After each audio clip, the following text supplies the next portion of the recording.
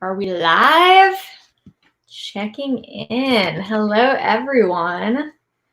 This is our first live, so I want to make sure we are streaming on all the channels. If you can hear me, just do a little comment, perhaps. Are we live? There we go. We're live on Facebook. Perfect.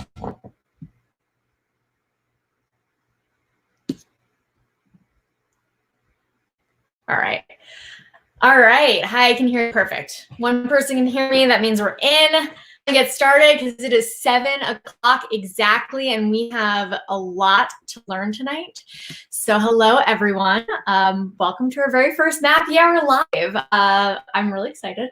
I'm Sarah, the founder of Mappy Hour. And for those of you who are new to us, we, pre-COVID, would meet up every month in cities across the country with a beer, maps, and a bunch of really awesome local speakers. This is the first, since we can't all be hanging out together in person, we wanted to continue the Mappy Hour spirit of learning together, of hearing from experts, and of finding adventure, especially adventure closer to home.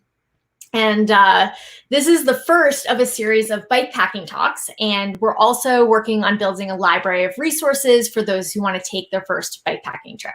And I wanted to give a shout out to Sierra Nevada Brewing for sponsoring this entire series so that we can all enjoy outdoors in a new way. And at least for me, when I'm done with any sort of adventure, my favorite thing is getting back to my tent and eating and drinking a beer. So our next event with Sierra Nevada is next Tuesday, and we'll feature Cassandra Brooklyn, and she'll be sharing her trip planning tricks and tips, as well as stories of bikepacking in places like Long Island and in Cuba. She actually wrote a guidebook for Cuba, so she's kind of an expert. So here's how tonight is going to work. In a minute, I'll introduce Joe, who is our speaker, and everyone is invited to ask questions in the live chat, which is on mappyhour.org. And please be kind and respectful to everyone, as you would in any of our Mappy Hour group settings. After Joe is done speaking, he'll answer as many questions as possible. And without further ado, I'm really excited to introduce Joe. And I will say, give him an extra shout out, not only for doing this tonight, but for also taking or helping me be a part of my first ever bikepacking trip last summer. So I learned it all from Joe, and hopefully tonight provides an opportunity for everyone else to learn a few tips and tricks and really get going with bikepacking this summer. So I'm really excited. Here we go, adding Joe. Hey, Joe. How's it going? Right. It's going great. This is so fun. All right. Hey, thank you, Sarah. And also Cassandra, I've had her present at my shop before. That's next week, Tuesday. She's amazing. The stories she tells about Cuba are fantastic, so definitely check that out. My name is Joe. I'm the owner of 718 Cyclery. It's been a bike shop for about 12 years. Before that, I was an architect for many years. We got into adventure cycling maybe 6 or 7 years ago, kind of accidentally. I had a bigger staff at the time, and this staff was spending a lot of their time doing camping trips and things outside of the shop on their own. A lot of them had histories with touring and things like that. So eventually we started all kind of going together, and eventually customers started asking if they could go with us, and one thing led to another, and it just became this year in and year out wonderful program of trips and tours and micro tours and all kinds of great stuff. This year, of course, it's all on hold, but it's fine. All the stuff is going to be there next year. So what I'm going to do is kind of go through a presentation that really talks about some of the basic pointers, or just some of the real basic kind of overarching kind of discussion points around bike touring. And, there's 3 terms that always kind of intermingle. I hear bike packing, I hear bike touring, and I hear bike camping. I use them all pretty interchangeably, like the word aloha. But I think in technical terms, bike packing is more about off-road, mountain bikey kinds of things, where bike touring tends to be the rack and pannier, very more formalized road touring. And bike camping is kind of, I think, a made-up word somewhere in between the two. So with that being said, I'm going to jump into this presentation. And I guess any questions, we'll kind of go through those things. And Sarah's going to help moderate and kind of push and pull the graphics in the video as they need to. So here I am sharing my screen. Let's see if I can get this to do what I want it to do. Let's go to present. All right. We'll see this thing load. There it is. Whoops. All right. So here we are, 718 Cyclery and Outdoors. We used to be called 718 Cyclery, and then I felt that the bike thing and the bike name kind of dragged us down a little bit, and I wanted to be more about the outdoors. So we kind of added outdoors a few years ago. So far, so good. So intro to bike touring. Interestingly, I use the word bike touring and not bike packing or bike camping for reasons I just described a few minutes ago. I don't know what the answer is there. You're just outside on your bike camping. All right. So the presentation is laid out in a couple chapters. We're going to talk about different kinds of bikes. We're going to talk about different kinds of trips. We're going to talk about ways to kind of carry your gear on your bike. We're going to talk about the gear. We'll then talk about some trip planning and resources, and then some of my favorite local trips that we do a lot as a shop. And again, we're not doing any this year, so I kind of have the itch, and I'm glad Sarah asked me to do this because it rekindles a lot of the things that I like about this business, which is getting outside with people. All right, so I'm going to dive right in here, and we're going to talk about the classic touring bike. And we get a lot of folks that come into the shop and say, I want a touring bike. I want a touring bike. And most people don't know there are certain things that means to me as a person that wants to sell them a touring bike. There are some very specific things about a touring bike. And in the city, in New York City or in Brooklyn, a lot of times people will come to us and ask us for a touring bike. And what I always try to be clear about is that, when the bike is on this tour, that's fantastic. But once you come home and you live in like a 600 square foot apartment with 2 roommates, is this going to be the bike that you're going to use as a commuter day to day? And there's some issues with that potentially. So I always try to get to the heart of when the person does come in asking for a touring bike, like what does that really mean? Or what do they really mean? And I'll ask things like, well, what does that mean to you?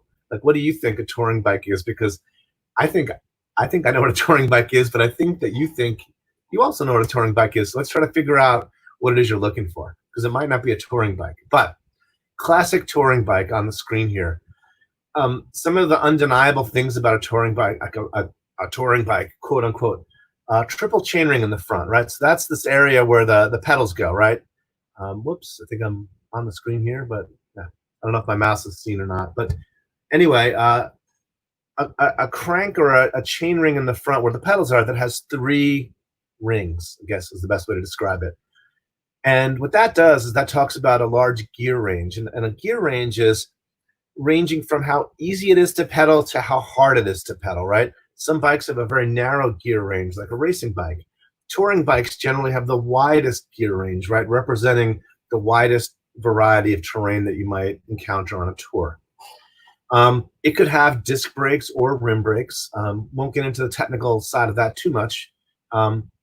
It usually has bar end shifters, and you can see up at the handlebar, there's a red circle around the ends of the handlebar, and those are shifters.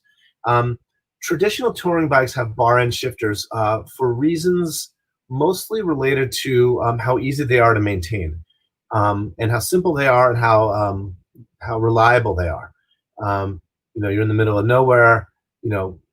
If you had a complicated shifter or something that couldn't get fixed, you'd have a challenge. Bar end shifters are the most easily kind of remedied kind of shifting system. Best way to describe it. A touring bike has a long wheelbase, meaning that the wheels are farther apart than they would be on other bikes. And what that does, when the wheels get further apart on a bike, it makes it more comfortable riding in a straight line on long distances, those kinds of things. It can have 700C wheels or 26-inch wheels. And again, not to get too technical, but there's a couple wheel sizes out there. So you can see both kinds of wheel sizes there. And the idea is this bike is great for long distance road tours, right? You can put racks on it. You can, fenders and racks and panniers, and you're ready to go. This is a kind of bike that there aren't too many left. Like there aren't too many companies that make real classic touring bikes anymore, just because it is such a niche of the cycling kind of industry. And I think more and more you're seeing fewer and fewer companies actually produce touring bikes. I won't get into any brands. This is not about a sales pitch, but there are some great ones out there. All right, the next kind of bike is a light touring bike. And this is the kind of bike generally when someone comes into my shop that's what they're talking about is this bike. This bike generally has 2 chain rings in the front, right? So you'll see around where the pedals are, there's 2 rings instead of 3. It can have disc brakes or rim brakes. It's a little lighter weight and a little more sportier. And this is a bike that is a lot more versatile and can do a lot more things beyond the tour, right? The person who has a garage and has 19 bikes, and that's my touring bike, and this is my loose gravel bike, and this is my recumbent, that's certainly buying a touring bike that's real specific certainly works for them. But again, the customer that we see that's an urban dweller that needs one bike to do a lot of things. And what happens when you come home from that tour? Well, coming home from that tour with a touring bike, riding around the city with bar end shifters can be a little bit of a challenge, right? I mean, you're moving your hands around, you're shifting a lot in the city, a lot of things are coming at you. So a lot of times bikes like this, which is called a light touring bike, will be the bike that can certainly handle a tour and certainly kind of come home and be that bike that can just do everything. So this is a bike that we see a lot of. This type of bike is a bike we see a lot of. The adventure bike, that's a big kind of generic term, but adventure bikes tend to have bigger tires. It tends to kind of have connotations of dirt roads or off-road or things like that. This particular bike has a single chain ring in the front, right? So you'll see there's a single chain ring in the front and a really big cassette in the back where the rear derailleur is. Generally, these are what are called different wheel sizes. Many frame mounts. You can mount all kinds of things on these bikes at the fork, in the back. So these are great for off-road and multi-surface tours. And again, the name you start seeing is like an adventure bike. Like, we get people that ask us for an adventure bike. And, isn't every bike an adventure bike? But not according to the marketing departments of a couple brands. So adventure bike. Gravel bike. This is another kind of bike that has kind of cropped up in the last 5 or 6 years. And gravel bikes, I don't like to use the word gravel bike so much because it really, sometimes people think, oh, I can only ride it on gravel and it'll explode if I ride it on dirt or pavement. I like to use the word multi-surface bike.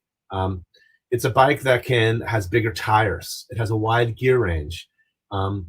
Generally overbuilt in a sense that it can it's almost like a mountain bike with drop bars, right? So this is another bike. Gravel bikes are bikes that people can put racks and fenders on, but also you can use in the city. I think these kinds of bikes make great urban bikes because, again, they have big tires. They're kind of solidly built. But that's another kind of bike that you hear and see a lot of. And we have people that call and ask for gravel bikes. And I know damn well that they're probably not going to ride it on gravel anywhere around here, but that's kind of the marketing term that's out there, gravel bikes.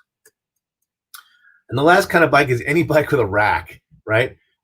We do these micro tour. We do what are called, and we'll get into this in a second. We do what are called micro tours out of the shop. And a micro tour is we leave on a Saturday, we come back on a Sunday. We leave from the shop here in Brooklyn. We ride 40, 50, 60 miles with 30, 40, 50 people, take them up camping and bring them back. And they're unsupported, or they're self-supported. The word unsupported to me sounds really negative. Self-supported sounds a lot more like invigorating and reassuring. So we do we do all of our trips are what are called self-supported. And a lot of folks will come at us and want to get involved. And, the idea is, you don't have to buy a $3,000 bike to do this. Let's do this on the bike that you have. And that might mean putting a rack on the back and throwing some panniers. We're only going, overnight. And I always tell people in this neck of the woods, you're never more than like 300 feet from civilization. It's not where we're going to like, the Badlands or anything like that. These are trips in the metro New York City region. So you're never that far. And also you're with 40 other people that also have tents and sleeping bags and first aid kits and food and all those things. So the environment we try to create is a very, just a very inclusive and a very diverse environment. So this is the last kind of bike, meaning that you can take any bike that you have, you can start doing these things. You don't need to buy a bike for this. Although if you do, I know a good bike shop.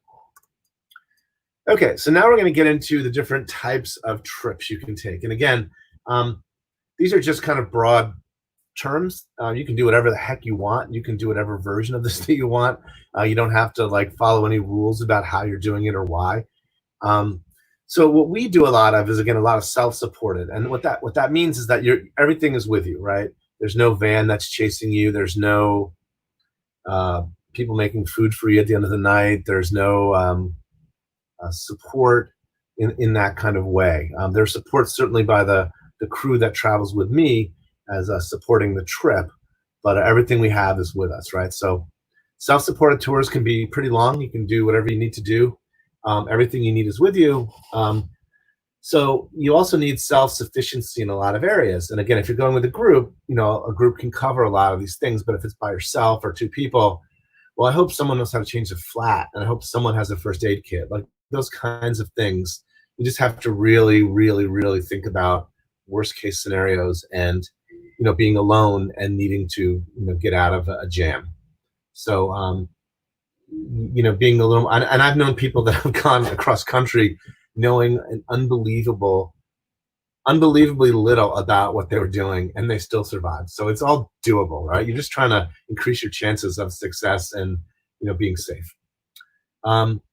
Self-supported tours, you'll see this crew here. This is a crew that we did the Adirondacks. We do the Adirondacks every summer for a week. So you're seeing a group of a couple former employees here with racks and panniers, and we'll get into that in a second. So this is a self-supported trip or self-supported tour. All right, then there's the supported tour, and this is what happens when you get older and you get some money and you don't want to camp. No, I'm just kidding. These are really popular. These are great ways to get some miles in, great ways to see large stretches of the country and not have to worry about the things you have to worry about when you're on a self-supported tour. Because on a self-supported tour, you have to worry about a lot of things. Where are we going to camp? Is it going to rain tonight? Do we have fire? Do we have food? Like all these things are going through your head all the time, which I think is the challenge of it. But on a self-supported trip, a lot of this is taken care of. And you'll see in the backs of a lot of magazines. Adventure Cycling is a great magazine. But in the back, tons of companies, and they're marketing to, people that have some discretionary income and some time on their hands to do these great trips. So there's tons of ads in the back of these magazines. And I've always wanted to put an ad, a really small ad in the corner that says, we do the opposite of everything else on this page. But I don't want to knock it, because these are people that are out riding and seeing some great things. We would always joke that some of these ads, when you read them, it'll say things like, we'll have the air condition turned on by the time you get to your hotel room. Like those kinds of things and those kinds of comforts, which is fine. It's like, that's just one way to do it. There's a spectrum here. We're on one side of the spectrum where we're hiking all our stuff all over the place. And this is kind of the other side of the spectrum, which is totally fine. And varying degrees of supported tours. Sometimes there's, you're making one meal a day. Sometimes, but there's a van that's going to help if there's any issues. And there's been some times where I wish there was a van. I wish we had a van to help, because we've been in some jams with groups, and you have to get out of them. The next kind of trip, bike packing. This is a buzzword. It generally involves off-road or multi-surface conditions with adventure bikes. And generally, you're going to use like frame bags, right? Which meaning you're attaching, the stuff to your bike without racks. This is a trip that we did to Vermont in 2014, and this was a real seminal moment in my, existence in the bike world, in terms of like, really getting out there and doing a real great trip with a lot of fun people. So bike packing tends to be off-road, tends to be on dirt roads, tends to look like this in a lot of ways. Oops. All right, the next trip, in-to-in, which is also called credit card touring. And what this is, and this is done in Europe a lot, you're just riding from one kind of in to the next in.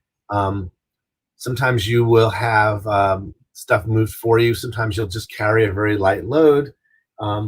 Again, you see this a lot in Europe.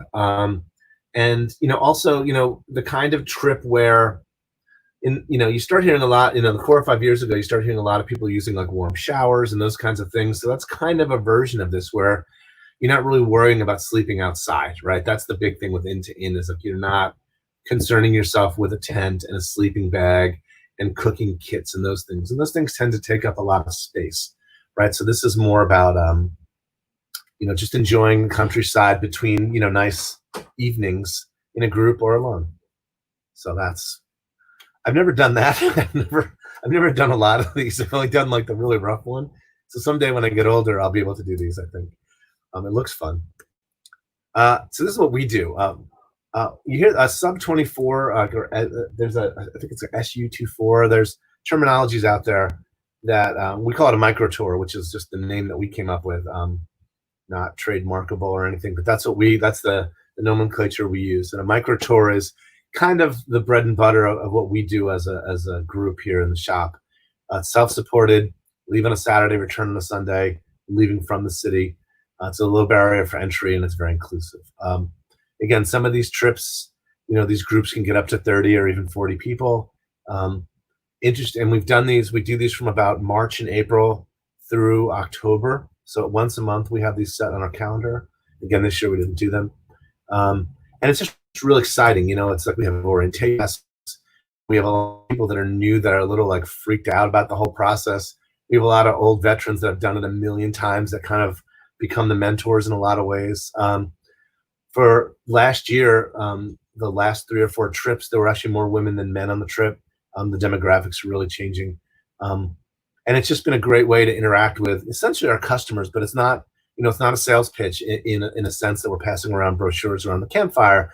It's just more about a lifestyle that we're interested in. And, so many people that go on these trips have bought bikes from us, and it's a great, great family situation. What's also really neat is that a lot of people have also started doing things on their own. A lot of people have started doing their own trips like without us.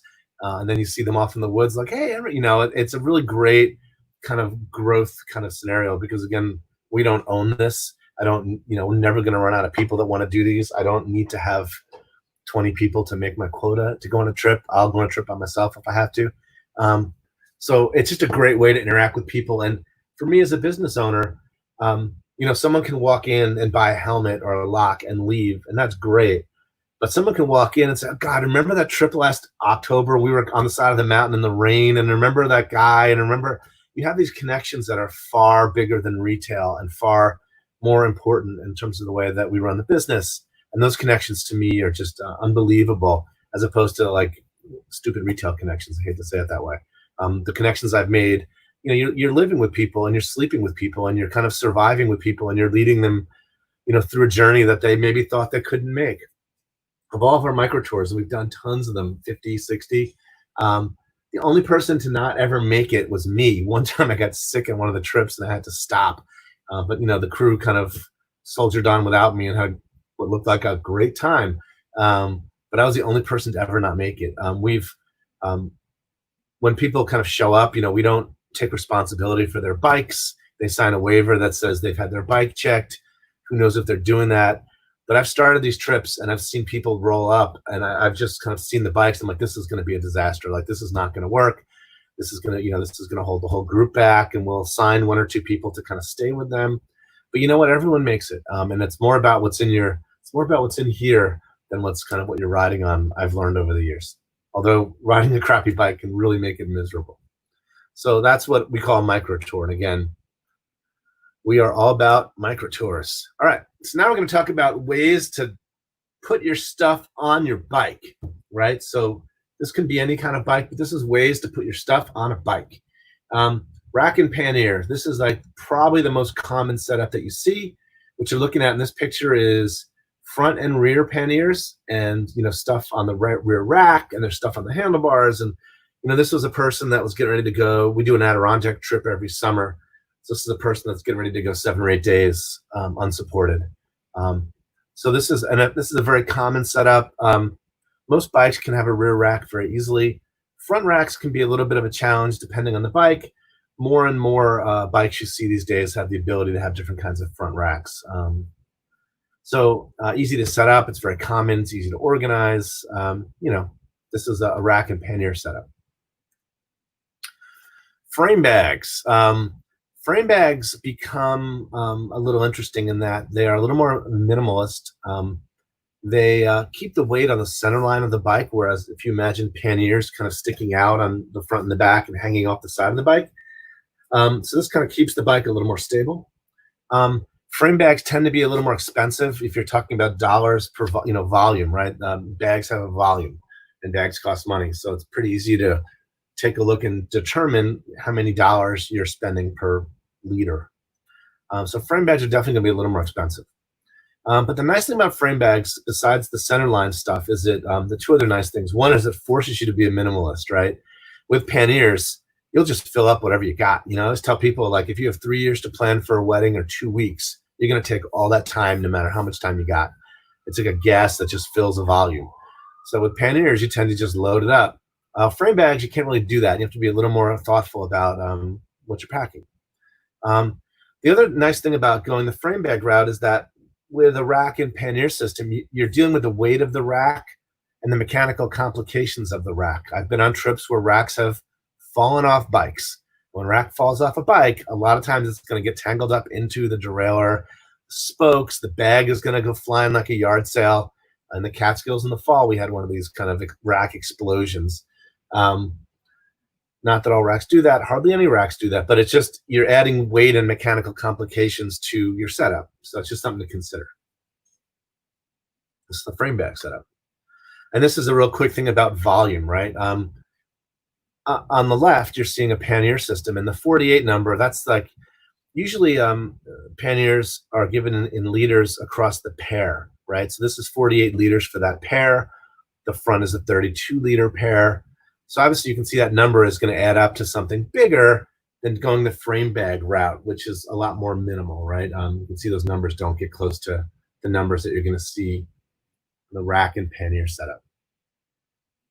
Just a little side note there. Hybrid. This is these are two of my bikes that I've taken on trips, and this is like a mix, right? So the one on the left, this is we did the Catskills in the fall for 5 days. So the bike on the left, which is that silver Niner, basically I did a mix of a pannier on the back and then frame bags in the front. So the front, that little gray bag on the front that has a 2-orange strap, that's my tent. On the other side, what you're not seeing, the sleeping bag. And then I just wanted a little more capacity. So I did have stuff in the panniers, but you can see it's hard to see, but the panniers are actually rolled down a little bit because I didn't fill them up, because I knew that I would fill up as much as I possibly could. Also, and a lot of, I didn't mention this before, but a lot of touring bikes will have the ability to have at least 2 or 3 water bottles mounts on the bike. And you'll see that I always ride with 3. And what I'll do is the 2 water bottles that are in the inner triangle there, I'll drink and refill and drink and refill. And, if we're coming to a stop, I'll drink all of them and refill them all, even if I'm not thirsty, right? You never know. The bottom one is the one I never touched. The bottom one, the one that's under the bike, it's kind of like riding underneath the car in Cape Fear. That's the one that gets dirty. That's the one that's like, do not break unless there's an emergency, right? That's the one that if you're really dying, you use. And I never touched that one until I really, really need it. And, you can't obviously get to it while you're riding, but the one on the bottom of the bike represents an emergency for me. So that's the bike on the left. The bike on the right is a bike where I was kind of playing with an idea of a front rack and a bag on the front, and then kind of a rear bag hanging off the back so it's kind of like a weird kind of hybrid. This was an overnight, and I think it worked out fine. I was just trying, to experiment with different ways of carrying things and different bag ideas. So these are kind of hybrid solutions to different kind of bag carrying challenges. Okay, let's talk about gear. When people come in and want to talk to me about a tour or a trip they're doing, the 2 questions I always ask them, like right away, is like, where are you sleeping and how are you eating? Got it. Those questions, it can't be like, well, I don't know. Well, maybe I'll find a campsite. Maybe either you have a tent or you don't, or you're cooking for yourself or you're not, right? And those are big decisions, and they're big decisions because they involve safety, obviously, and comfort, but they also involve a lot about packing, right? A sleeping bag. The 3 biggest things I always think of in terms of volume that you're going to take is a sleeping bag, tent, and a sleeping pad, right? Those 3 things take up a lot of space. They're not going to be the heaviest things, but they take up a lot of space. So you have to really consider, if you're going to say, hey, I'm doing warm showers and I've got warm showers hooked up from here to Olympia, Washington. Well, that's great. So you're never going to need to sleep outside. So you always have, you know, you don't need to bring a tent. The stove thing too, it's the same idea. You know, it's you know, are you cooking for yourself? Do you have food every night? Are you gonna like eat, you know, the nights that you don't eat in? Are you gonna have like energy bars and things like that? So those are things, because if you are gonna cook, yes, you certainly now have to have a fire source and gas and a stove, and these things can pack pretty small. But again, um, if you're kind of wishy-washy about it, it's like, I don't know if I'm going to take it or not. And someone once told me the two things I always think about is one is it's nice to be looking at it than looking for it, meaning that it's nice to have the thing that is with you. Maybe you don't need it, as opposed to not having it with you at all, right? So it's nice to have it. It's nice to be looking at it as opposed to be looking for it. And the other one is experience doesn't weigh anything, right? So experience and knowledge and understanding a lot about what you're doing, you know, that doesn't weigh anything. And those are things that can help you understand how you're gonna pack. But those are the big things I always ask everyone, because that really kind of can set the course of your trip, but also how you're gonna pack. Um, so with gear, what I like to organize my gear around the 10 essentials. And the 10 essentials, you should look this up. It's really neat. It was developed in the 30s in Seattle by a mountain climbing club, and it came up with 10. It just organized gear into kind of 10 categories. And you know, surprisingly enough, these categories are still very valid today. You know, things like navigation. Well, back then it meant a compass, and now it means a Garmin device and things like that. But this still is the way that I kind of deal with when I pack. And I'll show you some of my packing lists. But this is kind of, they're really, it's not in any order. I don't believe these are prioritized, because they're all important. Uh, but I'll just read the list real quick. I'm not going to go through everything. Um, Navigation, sun protection, insulation, illumination, first aid supplies, fire, repair kit and tools, nutrition, hydration, and emergency shelter. So on every trip, even if we're, you know, we've done trips where we camp in Brooklyn, like we're riding 12 miles from the shop and we're camping. I still go through this list, and I will still, even with an emergency shelter, you know, it's like, all right, it's July in Brooklyn. Like, how is it not going to get cold tonight? It's not going to do this. But I always bring like a survival blanket, right? You know, in case someone breaks a leg and goes into shock, or someone does something.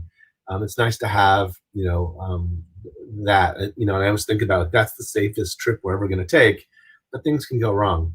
But I always kind of use this when I organize my packing list to make sure that I'm hitting, you know, all of these points, because I think it is really important. And, you know, when we go on the trips, you know, me as an example and as the leader, I have to carry a little bit extra, right? I'm carrying a couple extra tubes and a couple extra pads, you know, things, because, you know, we need to provide, you know, first aid, for instance. I have a pretty tricked out first aid kit because, you know, I've done wilderness first aid and it scared the hell out of me. So I make sure I'm prepared. But what we talk about when we go on trips with people is we want to make sure that everyone, at least, maybe you don't know how to change a flap, but you're going to bring a tube with you at the very least, and you're going to bring a first aid kit. Maybe you don't know how to use it, but just when people go on our trips, we ask that they bring these things, and we'll certainly help you use these things. So I don't have to carry like 19 tubes around, because there's always going to be a flat. You know, for a while there, I got 3 flats in a row on 3 trips. So it's me. It always happens, and we want to, you know, everyone always stops and everyone always helps. But anyway, the 10 essentials, pretty important. So with that being said, what I'm going to jump into really quick is an understanding of a packing list. And what I do for all of our trips is I put together a packing list. And I'm not a weight person. I'm not like a gram shaver. I'm not going to sit there and cut the matches in half because they're lighter. Like, I don't, you know, I could run around the block and lose a pound of weight and save myself like $4,000 in gear reductions to make everything titanium. So I'm not too concerned about weight, but there are people that are. So what I do is I create a packing list for every one of our trips, and it's in Google Docs. I have an archive of them on our website that I'll show you in a sec. But it basically just goes through everything I'm taking on my trip, and it does it the weights in grams and in I do it in grams and then in decimal pounds. So that's what you're kind of seeing here. You're seeing some of my navigation stuff that I bring, and it's everything. It's like down to like the safety pizza that's in the back of my car, on the back of my bike. And I do this because I want people to have a reference point. Because again, someone that's doing this for the first time, maybe they don't have any friends that are going on this trip, and maybe they're just really doing this on their own and diving into this whole group. And but what if they don't have no idea or don't know where to start? So this list is always just kind of a starting point for folks, so they can kind of not take everything that I'm taking, but just understand kind of the breadth of what is nice to have on a trip and what's also going to lead to a safe and enjoyable trip. So real quick, I'm going to jump into, let's see if I can get this super quick. I'm not sure that's shared. It probably didn't. Actually, yeah. I'll go to this at the end. We'll jump into this because I think it's going to work a little better in a different way, with the way that this is sharing the screen. But you get the idea.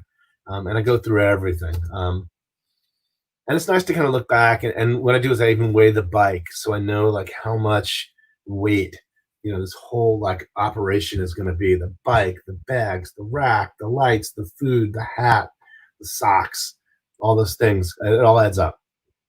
So that's one of the things that we do. I'm a big kind of data person. This really quickly talks about safety, and these are some of the things that are incredibly important on any trip. What we do is we have an orientation session before every trip, and what that does is that allows everyone to get involved and meet each other and understand where we're going, understand what we're doing. We issue what are called cue sheets, and cue sheets are kind of hard to read. I never really use them. I always have them with me, but I usually know where we're going, so I don't need them. But a cue sheet is like right next to that orange kind of phone devicey thing. The cue sheet is basically, it's a very stylized directions system that's been kind of developed over the years specifically for cyclists. And you print it out in 8.5 by 11, and you can fold it in 4, so you have 4 different sides of this thing. And basically, it just gives you a turn by turn, how many miles you're on this road, when you're turning, those kinds of things. How many steps along the way? Okay, this is like step 19 is, make a left turn on Main Street for 4, and go 4 miles. So before GPS and all these things, cue sheets are the ways that people and cyclists would get around. I find that I always bring them with me, and I always tell people to print them and not rely on your phone. Print them and just put them in your pocket, put them in your bag. Because what I always tell people is like, imagine like, your phone is great and, the group is great, but, imagine you're lost and you have no battery in your phone. Like that's what you have to think about when you think about directions and safety. So I always tell people to print out the cue sheets. We also make a bunch of maps, and I'll show you that at the end too. Because I found that the cue sheets, because people don't really read them, I'm going with my friend, she knows how to get there. All these things that happen, and we've had groups that have kind of gotten lost. So I produce a real simple map. It's almost like the map that you find in the back of like a cereal box or the underside of a placemat at a diner. It's almost like a treasure map. It's like, we're starting here, we're going here, and I'll show you an example of it. Just a real simple map, so someone can like look at it and maybe show a stranger if they're on the side of the road, like, hey, this is where we're going. It has phone numbers, it has all those, like a cheat sheet in a lot of ways. So I'll show you what that looks like also. And on the right, this is my first aid kit. And rather elaborate, but because, going through wilderness first aid certifications, you kind of start to understand, how prepared you need to be. A lot of times it's, what's not shown here is a splint. I also bring a tourniquet. We bring a splint. Things injuries that cyclists tend to have involve broken bones, collarbones and such, and also road rash and infection, right? So, knock on wood, we've had some issues over the years. Just by the sheer, laws of probability, but everyone's always turned out okay, and we've, responded directly. Back to the left, really quick. Those 2 devices. The one on the bottom, the white one, is a standard issue Garmin device, and I like to use a Garmin turn-by-turn device or a GPS device because I think that, trying to do this with your phone, the phone is it takes up a lot of battery when it's operating as a GPS device, and invariably you're going to run out during the day. So what I like to do is use this GPS device from Garmin, which is specifically made for this, for routing and things like that. And I like to keep my phone fully charged off to the side somewhere, just, again, emergency stuff. The orange device is something that's really cool that we've been using for a couple of years, and thankfully we've never had to actually use, but it's a satellite communication device, which allows you to communicate via satellite, in case of emergency or issues like that. And again, hopefully it never gets used. And certainly we're, no more than 300 feet from civilization wherever we go. But, safety is, again, I'd rather be looking at it than looking for it. So safety is very important. All right, trip planning. The way that there's a lot of ways to do this. There's no right way to do this. But the way that I kind of do this, and after doing this for a lot of years, there are only so many places you can go around New York City with a big group, right? I just draw like a 60-mile circle around New York City, thinking that that's the furthest we can get with a group. So anywhere within that 60 miles, what I then have to start doing is looking for a campsite that's going to accommodate groups, right? 20, 30, 40 people. We can't go on a trip where we're just going off into the woods, right? That's not acceptable. For me, it's not safe. We're also, leading a group of people that, we're providing this service. We're providing this trip. People are paying money to go on. Not a lot. People are paying money to go on these trips. And they're not paying, or they're not putting their trust in our hands for us to go into the woods and have them have to pee in a creek or something. So what we do is we really have, scoured the land and found a great bunch of campsites that have, group campsites essentially there, where there's facilities and there's water and there's, latrines or bathrooms and stuff like that. These are things that, the water source is important. The bathroom situation certainly is big on people, people that are new to this. It's certainly a big concern, and rightfully so, right? I mean, you're taking a big leap of faith with that. So those are things that we always try to get squared away before we leave, and everyone kind of understands, what the trip is about and what kind of amenities they can expect. So what I like to do is I use Google Maps. So you're seeing on the left Google Maps. On the right, there's a tool that's called Ride with GPS. There's a lot of tools like this, Strava. The names escape me now, but there's a bunch of tools. And what I try to do is I think that Google Maps is really good at understanding where things are, in terms of restaurants or a deli we can stop at, and those kinds of things when I plan a route. And then the Ride with GPS interface is what's nice about it is it kind of creates a route, and it creates a shareable route, and it creates a route that produces those cue sheets that I talked about earlier. So this is the way that this is the route that we'll share with everyone, so everyone has the same information and everyone's moving in the same direction, right? So that's what using some of those softwares with a group is really powerful. And again, the big questions on the side: where are you sleeping and how are you eating? Again, when it's our group, no big deal. But again, it's more about when people come into the shop and want or asking questions about a trip they're planning. So planning tools, and again, we've done, again, there's only so many of these places we can go. We've done them multiple times now. But I'll still go through the route because, sometimes on a route or on a ride, at the end of it, you're like, oh, that intersection was kind of a mess.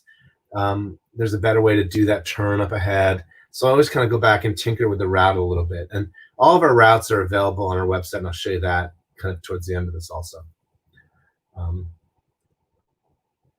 So these are some local trips. And this was just an idea about trying to put little dots around some of the areas locally you can get to. You'll see the one in the middle map there. You'll see the one way up in the right corner.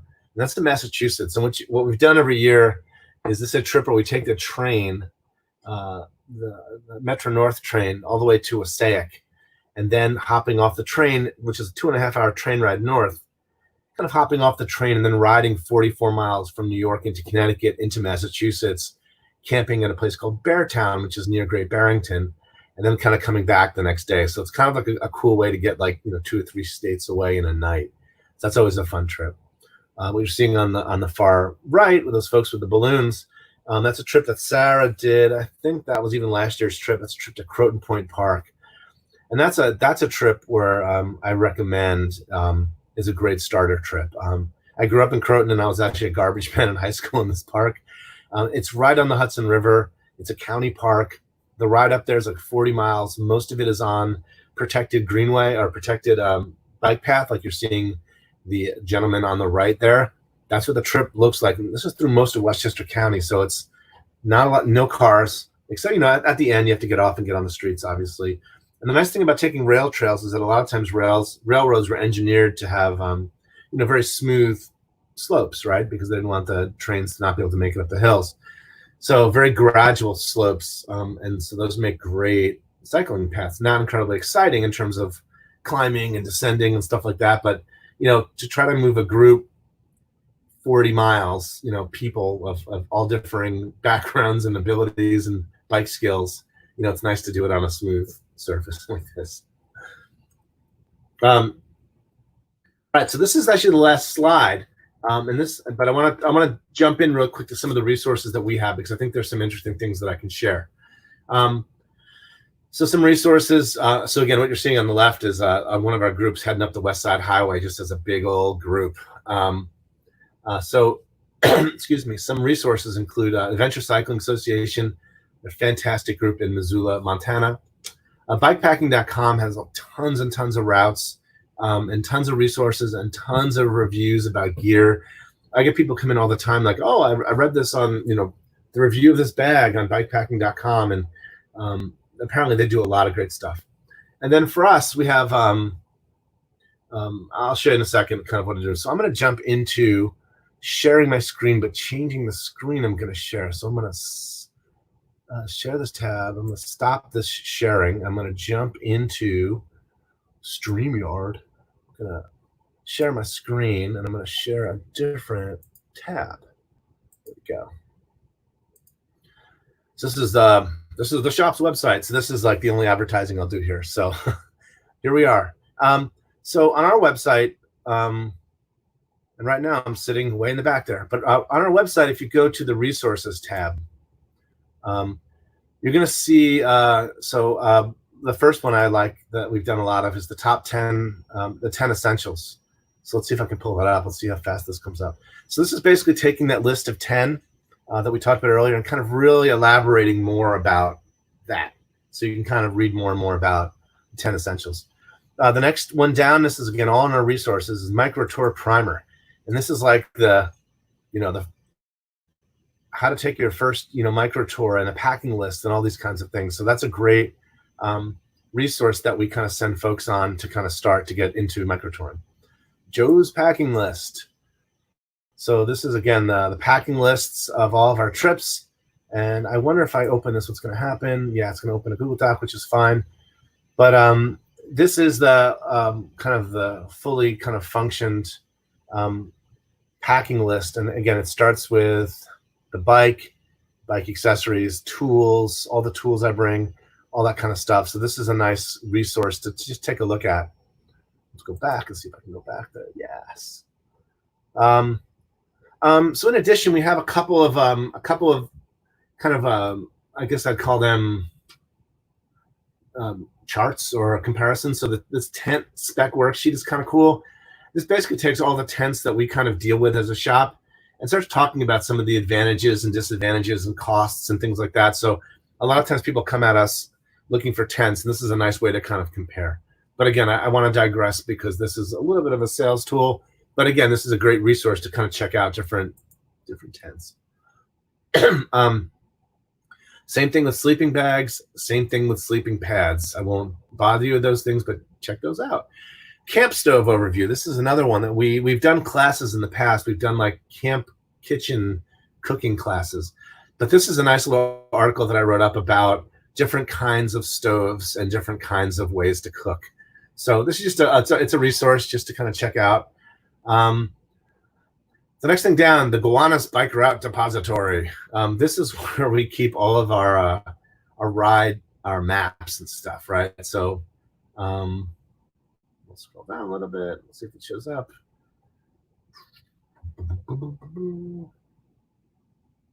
Maybe not. Maybe not.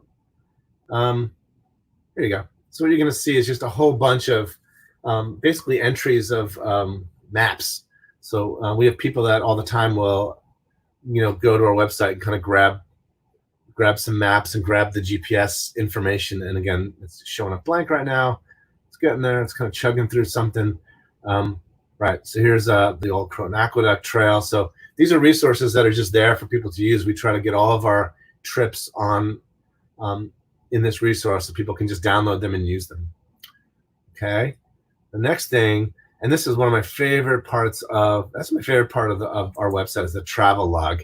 And what this does is this goes through every single trip we've ever done. Every single trip. I mean, that's amazing. Look at this.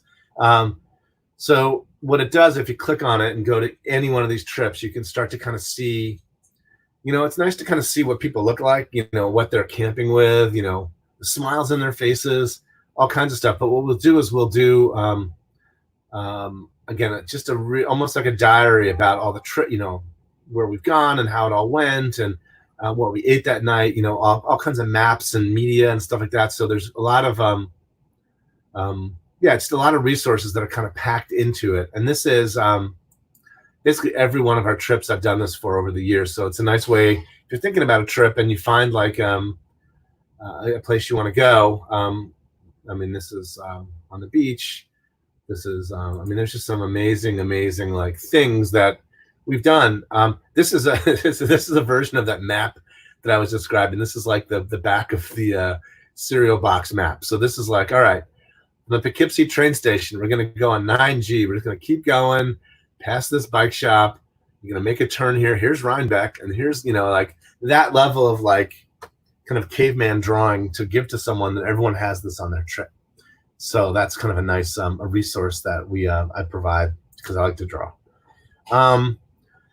So that's kind of it. I'm just going to pull up one. We got to do some drone stuff every once in a while. That's always a lot of fun. Just real quick, see what this is all about. This was a couple years ago, and this was out to Brooklyn, right? So this is, if you look at this map, so we're at the green, right now we're at the green kind of location, and it's basically camping down at the Gateway National Forest, Cemetery, whatever it is. We make this, this trip is like 12 miles, but what we do is we kind of go down through Brooklyn and work our way all the way around Howard Beach, Broad Channel into Queens, and then down through the Rockaways and eat lunch at the beach, and then kind of work our way up. So that's kind of the idea of this particular, trip. And, again, that's lunchtime, so it's there's me and Mr. Chambo. Anyway, I digress a lot. Let me get back to where we were. So that's basically the presentation, Sarah. I think I've finished what I was going to do. Is there anything in terms of questions that we should jump into, or how would you like to do that? Yeah, let me open up the question. Thank you, Joe. That was awesome. I'll also give a shout out on, yeah. Stop. Yeah, you're good. The screen's not sharing anymore. Joe also has like a series, like a Pinterest area that you can go to, or Pinterest boards. And I really like those because then you can see everyone's different setups, which I find really helpful because, I have a random bike and 2 Panniers, but I don't have a frame bag. And so it's kind of nice to see what everyone does with their setups. Yeah, with Pinterest, what we do is I just take tons of pictures just in general, but I organize it by like camp kitchen, tents, bike setups. And when I get back from the trip, I just kind of organize them in a way where, again, I was thinking of that person who is new to it, who wants to see examples and wants to kind of like, oh, my bike looks like that, or I got a tent that looks like that. This doesn't look so like professional and scary. I can actually do this. So. Yeah, it's awesome. All right, you ready for the Q&A? I think so. I got some really hard ones here. Really? No. I thought this was interesting. I have my opinion, but I'd love to hear yours. Do I absolutely need to know how to change a bike tire if I want to bike pack? If you're by yourself, yes. If you're not by yourself, then someone in the group needs to know how to do this. Just because, what are you going to do? You have a flat. You're in the middle of nowhere. What are you going to do? You're going to walk your bike, forever, or are you going to like fix it? I always tell people it's a learnable skill. It's a very learnable skill. We do free flat fixing class in the shop. It's a learnable skill, but someone in this group needs to know how to do it. Otherwise, it's going to be miserable. It could be miserable. Yeah. This one, what's a good starter distance? That's a good one. I think that, in doing all these, I think the trip, like when I think of like our beginner trip, that's the nicest distance. The trip from Brooklyn up to Croton is like 44, 45 miles, and it's pretty flat and pretty protected.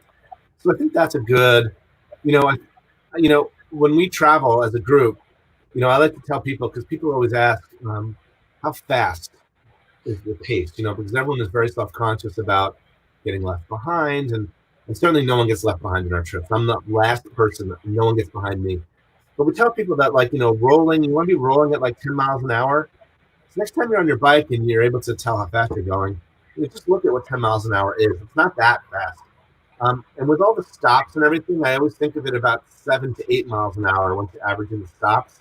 So if you kind of do the algebra and back your way out of that, if you're thinking about like 6 or 7 hours in the saddle, 35 to 45 miles is a good kind of day. The longest days that we do, the longest trip is about 60 miles. And that's a slog with a group. I mean, with a group and a loaded bike, that's, 8 hours on the bike. So you have to leave really early. But 35 to 45 miles is a good start point. Yeah. Yeah, it probably depends on how often you've been biking before that and how used to the bike your butt is. Yeah. I mean, the fitness level too. That we certainly don't judge. And I've seen people show up again with bikes that are disaster, and potentially maybe someone that might not appear to be fit in whatever way that means. Maybe they were out the night before, like, oh my God. But everyone always makes it, and again, it's more about what's inside you that counts. Yeah, for sure. And I remember the one. So I went on yours last year, and the route you chose was perfect because people could choose to take the train back the second day. There was kind of that option of like, okay, maybe I only want to do 40 total for the weekend. Right. Yeah. So it's good that choice. The Croton Point trip, which is like, there's a train station right there, so you can totally bail the next day if you have to. Yeah. All right. So I think you kind of went over this a little bit, but I just want to make sure it gets asked. What are some of the poundages we'll end up carrying gear for, let's say, 2-night with a weekend trip with or without BYO tent and cook gear? This was asked before the presentation, so yeah. I would take a look at some of those some of the resources that I have. I can't think off the top of my head. I think about like the number the number that I have in my head kind of includes the bike. So I'm always like in the 55-pound world, I think. And it's hard to think about like what you're taking out weight-wise to make that work. I would take a look at those packing lists that I have, because it's all there, and you can just cross off the things that you're not taking and kind of see where we're at with weight. But I don't, being a minimal tourist is a thing for sure, but you really want to, and over the years, as you do this more and more, you start realizing that I never ever use that like third pair of socks, so I'm not going to bring it anymore. Kinds of things. So little by little, you start whittling it down. But it's hard. That's a hard question to answer, because I'm not really a weight person so much. Yeah, we have video too. I can share. It's from a backpacker, but she goes into like cutting down your toothbrush and yeah. I don't do that. Really yeah. Go run for a mile and lose like 10 ounces of weight. Go run around the block, and there you go. Yeah. Cassandra says thank you. All right. So speaking of backpackers, this from Liz. What should a backpacker know before trying bike packing? Specifically, I have a step-through bike used for commuting. What adaptations will I need to make to bike pack with it? Yeah. A step-through bike, to me, I'm gonna go out on a limb and think that it's gonna be more of an upright commuter type of bike, and that's gonna be a little bit more of a challenge as you get more and more into it. But certainly to kind of get moving, you can certainly use that. We get a lot of folks that come at this they've done a lot of cycling, and they've also done a lot of backpacking, but they never kind of put it together, right? So that's kind of where next placement there. That was good. Thank you.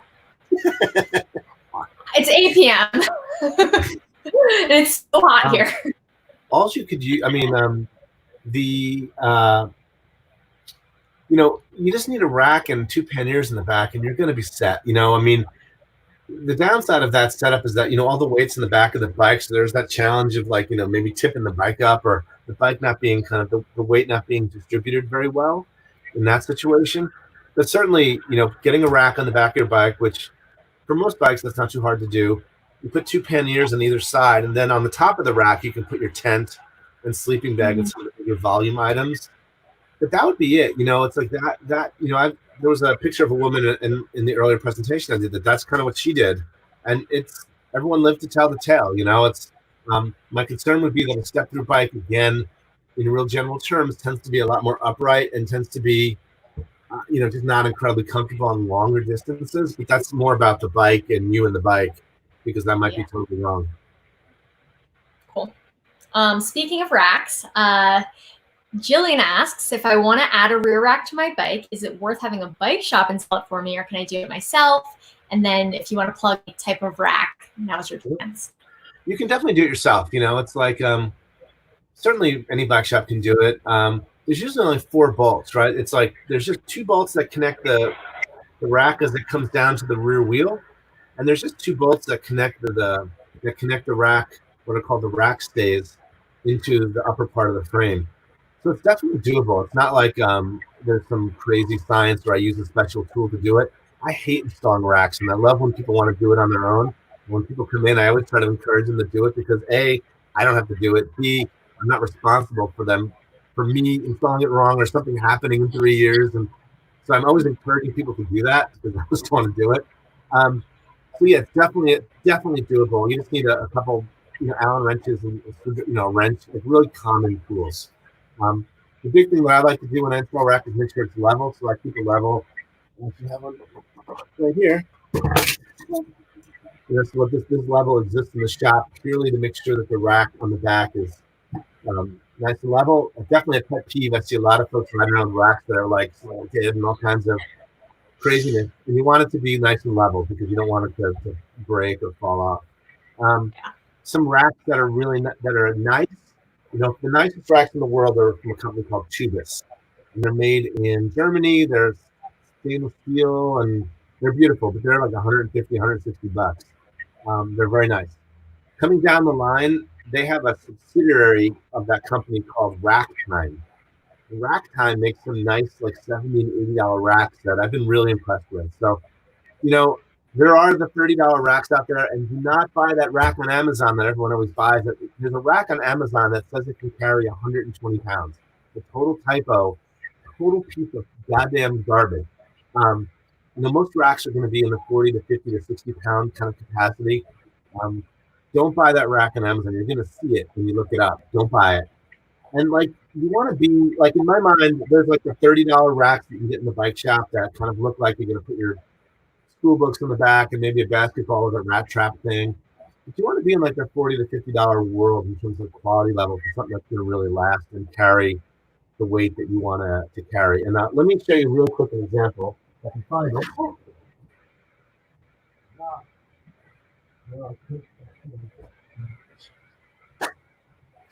I'm not going to be able to find it, but thought I could find it enough.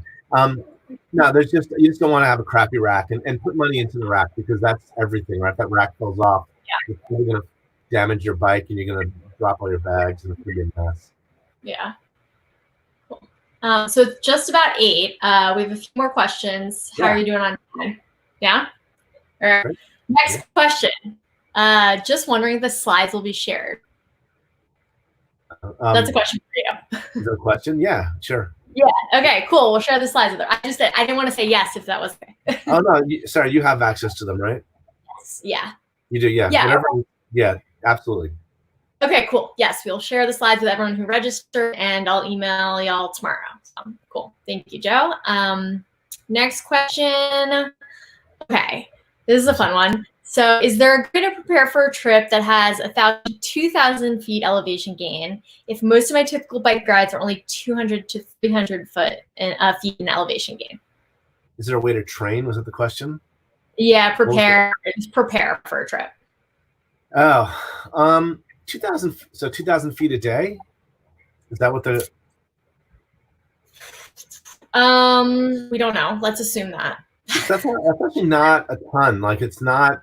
I always think of 10 feet equals a story in a building. So that's like a 200-story building. But But that's when people think of elevation gain, there's also the down. There's downhills to that too. You're just ending up. You could end up in the same location, but you've gone up 2,000 feet and gone down 2,000 feet. The reference that I use is we did a trip in the fall, the Catskills, and it was like 4 days and about like 12,000 feet of climbing, and it wasn't that much. It's like I always have a hard time. Like I understand the mileage really well, and when I'm with a group, I don't perceive the climbs too much in terms of like a number. But I think 2,000 feet is totally doable in a day. Like not anything that would be like, you'd have to like ultra prepare for in a way. And I think that a lot of our trips are in the 1 to 2,000 range world, and I don't even think twice about them. And I don't, just like everyone else, I don't, some people like to climb hills. I don't really like to climb hills, especially with a loaded touring bike. So I'm always kind of dreading. And there's some trips that we do that I don't let people know how bad the hill is. It's like, oh, it'll be fine, and it's like it's not going to be fine, but you don't want to ruin it for everybody. Right.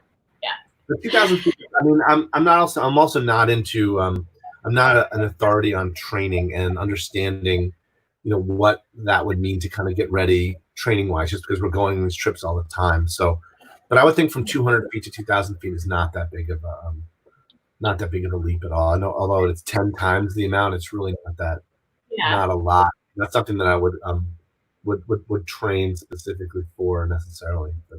Right. All right. Glenn says, Joe's thoughts on trailers. Oh yeah. I've seen we have a guy that goes on our trip a lot, and he brings an 130-pound Great Dane in a trailer. And I wish I could pull up the picture. So yeah, I think trailers are great. I think that, that certainly it allows you to expand your capacity in a pretty meaningful way. The downside is it's now a mechanical I think of mechanical complications. I think of this hitch. I think of 2 more wheels that can go flat. But there's some great ones out there. I know Burley makes them. I know there's always 1 or 2 people on our trips that have them, and I've never really seen them have problems. Once you start rolling, you're rolling. It's not like you're dragging, a piano down the street over your neck. I mean, you're rolling and everything is rolling. So I think they're great. And I think that it can really let you have, it can increase your range and also increase the comfort level, right? You can bring maybe things to make you a little more comfortable. We have a guy who goes on our trip who always says you should always bring something. It's just one thing that's like a comfort from home, just one thing, just to kind of make you, it's always like a chair, or maybe it's a nice slippers or whatever it is. Yeah. So I don't use I don't use a trailer. We have one in the shop that we use for other things, but no, I think they're great. I mean, you see a lot of people using them for sure. Cool. All right, so now some local questions. The question was, do you have 2 to 3 favorite micro trips? But I'm just gonna cut that down to say, what is one of your favorites? Well, Croton is my favorite because I grew up there, and because most people go on that trip, and that's the gateway trip for so many people. That's like and we do that every year. We do that in May every year. So Croton is my favorite. When my parents lived up there, they would come out and bring brownies, and it was just, that trip always means a lot to me. And again, because I'd worked there when I was in high school at the park, so it's fun. That's a fun trip. The other ones that I like, I'm just trying to go through my head. There's a great trip that we actually got banned from a campsite out in New Jersey. That was it was called I'm not going to say the name of it because I don't want to bring it up, but it was we're gonna get canceled out in cancel culture. It was a campsite out in New Jersey, a Boy Scout camp, and I thought that was a great ride. It was like 30 or 40 miles, but you were in the woods. Like, you got to the woods really fast, right? Which is kind of cool. But we did that 3 or 4 times, and we got kicked out or banned because of supposed alcohol use. But yeah, it was a long story. But it wasn't irresponsible in any way. It was a misunderstanding, was what it was. That's a fun one. And I'll say it's Camp Glen Gray, and you should go there if you can get there. It's an old Boy Scout camp, but it's in I forget the name of the town in New Jersey. It's a cool trip. Another fun one that I always like going to Floyd Bennett Field just because you get to stay camping in Brooklyn. Not incredibly immersive. There's planes flying overhead. You can hear the Belt Parkway. There's like idiots like drag racing their cars all over the place. There's fireworks and RVs everywhere. And there's brief moments where you can kind of like almost suspend reality and imagine that you're in the woods.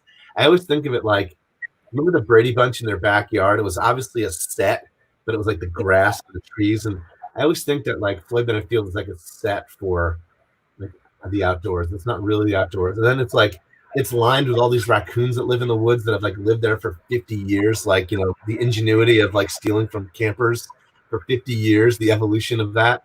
So there's all kinds of, we had someone actually got touched, sitting on a campfire.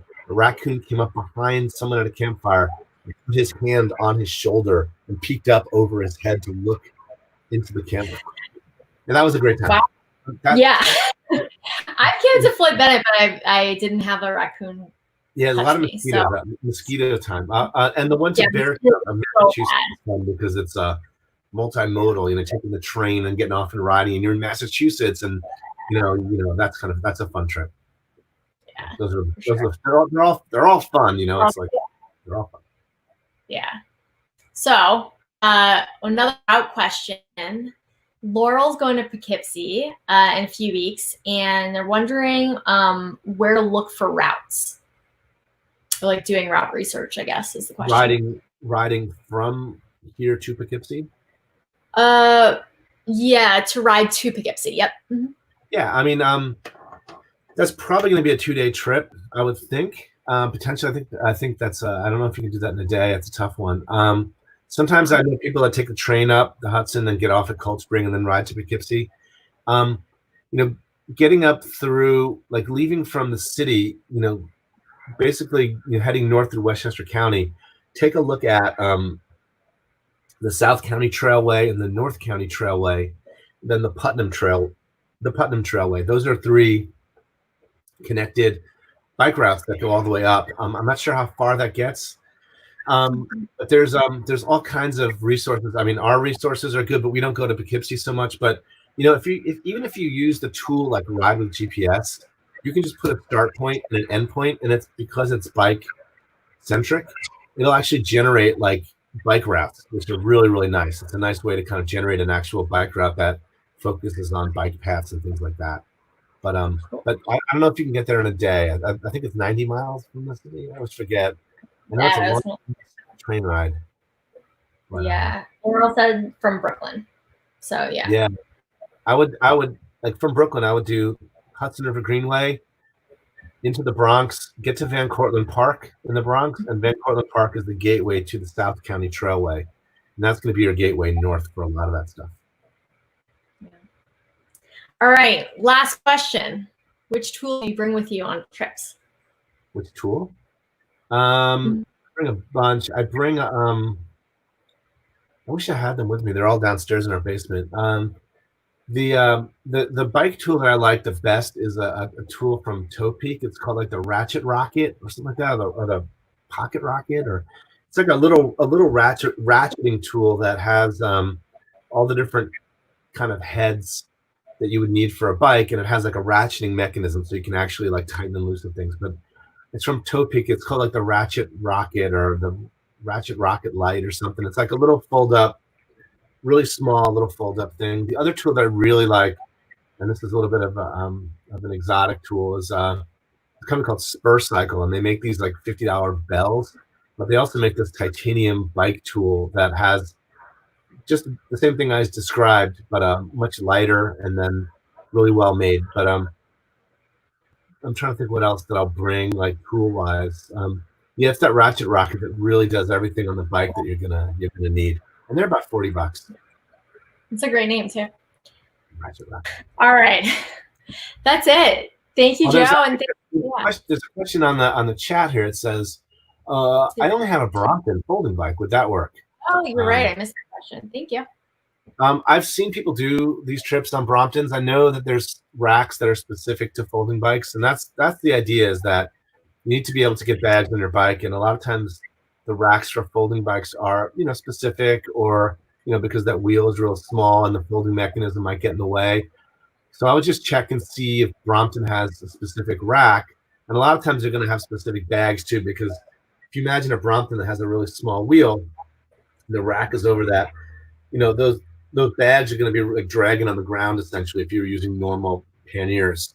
So a lot of times those companies will have specific kind of touring bags and stuff. But it gets into putting the gear on the bike. That's one thing. Being comfortable for 7 or 8 hours, in a loaded situation. That's something you're going to have to determine. I mean, I imagine if it's going to be a flat bar bike, flat bar bikes become a little bit of a challenge because you're just doing this all day long, and it just like gets to you in your shoulders. So a lot of times drop bar bikes are a little more advisable because you can break your hand position up a little bit. But again, I've seen people do all kinds of things, and I've seen there's usually at least one folding bike every other trip for sure. Awesome. Well, cool. Thank you, Joe. Thanks to everyone for watching and asking these awesome questions. That's it for now, and we'll email everyone tomorrow with lots of links. Yeah, and hit us up on the website if you have any questions. I'm not doing anything this year, unfortunately, but next year we're going to have a full lineup of all these trips and tours starting in probably March because we're going to be itching to get outside. So check it out. Any questions, just email us through the website. All right. Thanks, everyone. Cool. Thank you so much. Thanks. Good night. Good night.